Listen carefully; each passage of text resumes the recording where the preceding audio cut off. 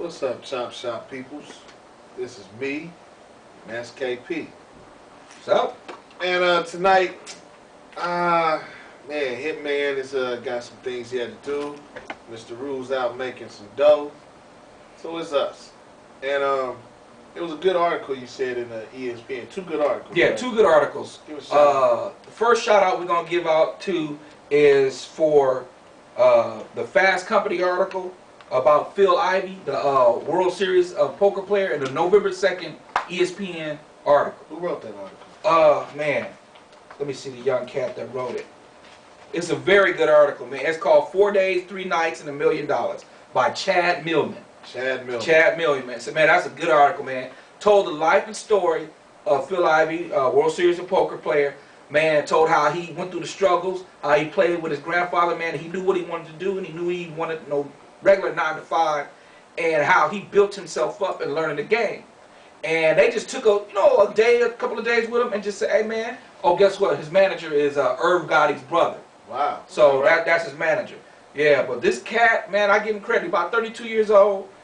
He makes his money, he lives his life, but he lives it the way he wants to live it, and he's doing what he got to do. That's cool. But read. Yeah, man, it's a damn good article. You got to read it. What's the second article in the ESPN? Second article was a football-related article for us, the people that aficionados that truly love it. It was called Passing Fancy by Seth Wickersham.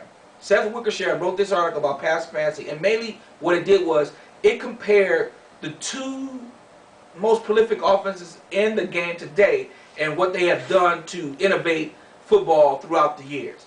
One of them was Coast and Air Coryell, who was San Diego Chargers. Remember Dan Fouts, Winslow, Joyner, Chuck Muncie, and that whole Jefferson, that whole offense that was innovative and exciting. Wes Chandler. Yeah, Wes Chandler. So it compared that offense, Gary Anderson. yeah, to the new and kind of in vogue offense of the West Coast offense, which are the father of it, Bill Walsh, rest in peace. He had Mike Holmgren, Dennis Green, Brad Childress, Andy Reid, John Gruden, Shanahan, all you name it. And it basically told people who don't know how these offenses run. And one of the people they interviewed was Hugh Jackson. Hugh Jackson was he's a quarterbacks coach of Baltimore with Flacco now. He was with the Redskins, and a lot of people remember him when he was with Paul Hackett, and Paul Hackett had him as the offensive coordinator at SC, and he ran the West Coast offense with your boy Carson Palmer. Now, who wrote that article? Seth Wickersham. Seth Wickersham. Now, let's now, basically what it is, this is what I drew up for you guys, just for those who don't know. The Guru, go ahead and give people a look at that. That is called a passing tree. Right. The odd numbers are usually the outs. Right. The evens are usually the routes that are run inside. Correct. And most of you football people know that that's how your passing tree really looks. You got your basic number one route. You've heard Marky Lowe say 1,000 times is a 9. And 9 is that's your base. Go deep. Go deep. You just go deep. You got your post, which is an 8, a corner, which is a 7. You got a drive route, which is about a 20-yard drive out, a curl route. 20-yard drive in, a curl route out. You got your regular out. You got your slant, which is about a good 10 yards. You got your hitch, and you got your regular short out, or what some people call a flat. And one thing I put down here was I said about the tight ends and the running backs, they got like a slip or a check through, which is they give that little cushion block, but they check through the middle to go underneath when the linebackers drop in coverage. Or you got your loop, which is like a wheel route with today's people. Mm-hmm. Now, in the offense I compared it to was the West Coast offense. Now, I had a liking to this offense because I like how it's big play oriented, and I like how it goes down and it takes you to the big play offense. Now, what do you think about that, Marky? Well, the Coryell offense is big play. It's strike from anywhere on the field. It's the offense that Mr. Rue fell in love with those old school 80s Chargers. You know what I'm saying?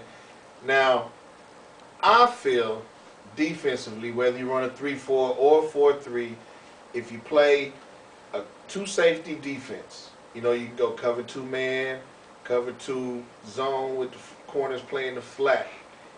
You can that type of offense.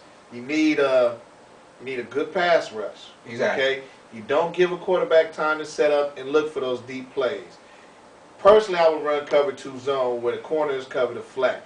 You bring your corners up and you have them bump these cats off the line. Don't let them get a free release off the line. Okay? Your corners ride them, push everything inside. You got your linebackers dropping into their drops. Your D ends bringing a hard rush. The linemen bringing a hard rush. You got your safeties over top. And they're covering deeper than the deepest man. And you don't give a quarterback time to just sit in the pocket and go deep. And you'll force them to have to run the ball. And if they're an Air Coryell team, they probably don't run the ball that well anyway. That's the way I would defend Air Coryell. Personally, I think the West Coast offense is more effective as opposed to just being a big play strike offense. West Coast gives you more options. It gives you like a deep curl. You get a slant. You know that Jay Rice is famous for running. Man. The deep post. And you guys already heard it. Yak, yards after catch. He gets the quick slant or he goes the deep post route. You know what I'm saying? And if neither one of those open, you got the famous wheel route where the running back releases out the backfield. So if nothing's there, you can just dump to him. Right. How would you defend something like that as far as the West Coast offense? Now, the only thing about the West Coast offense, which I do like, and I tell people this, is you have to establish a pass rush. If you sit back in the zone, they will eat you alive. If you sit back and you wait, they will eat you alive because they sit back and they say, oh, he's going to get open sooner or later. And when you got offenses ran by like Mike Holmgren, when you got offenses with John Gruden, and like, say today's people, Andy Reid with McNabb, they sit back and they wait and they eat you alive, as you've seen with Philadelphia the past couple of weeks. So what it is I say zone blitz, create confusion, do not allow the quarterback to know what's next. Disguise your coverages. Because when you do that, you create an atmosphere where he's uncomfortable, where his timing is thrown off.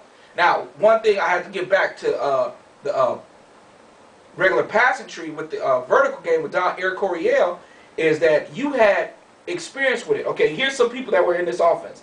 Joe Gibbs ran it with the Redskins. Ernie Zampese ran it with the Cowboys. Mike Martz ran it with the Rams. That was a great show. He killed it. Greatest show on turf. Norv Turner, Cam Cameron now. Man, so it's you see how you can make big plays with it. But as you are pointed out, a good rush, great coverage, good corners can stop this. Yeah. With this one, your corners don't necessarily have to be as aggressive stopping the West Coast as with the Coryell. Coryell, you gotta have aggressive DBs. That's right. You gotta have cats that when these guys do catch those deep passes, they pay for them. That's right. They have to pay for it. West Coast is kind of like a keep away game.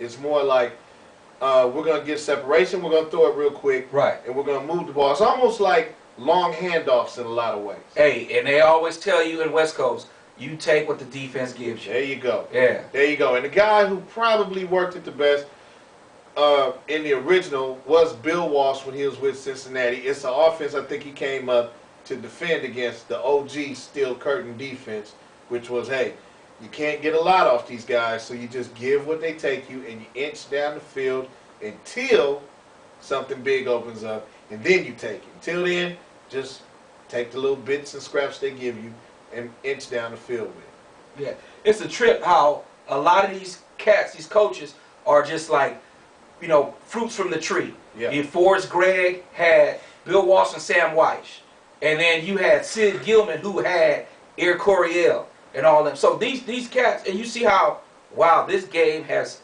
blossomed all the way through. So it's, to me, I like both offenses, but if I had to choose one, I would choose Air Coryell. If I had to choose one, I'd choose neither one. Smash them out. Run the ball. There you go. Run the ball. That's a stealer for y'all. Smash these fools. Make them quit. That's what I go with. That's a stealer for y'all. You know how it is. Peace, y'all.